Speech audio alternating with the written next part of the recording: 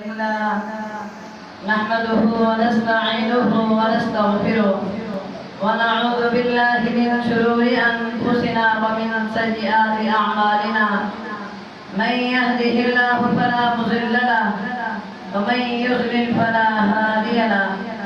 وأشهد أن لا إله إلا الله وحده لا شريك له وأشهد أن محمدا عبده ورسوله صلى الله عليه وعلى آله وصحبه وسلم تسليما كثيرا.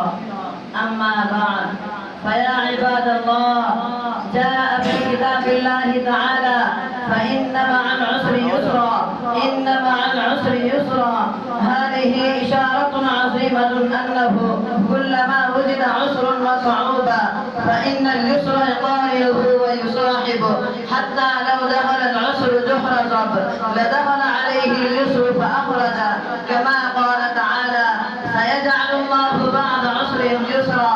ألا فاتقوا الله عباد الله، وأحسنوا الظن بالله، وثقوا بوعده الحق الصادق الذي لا يتخلف ولا يتبدل، أن مع العسر يسرا وما علينا إلا البلاغ.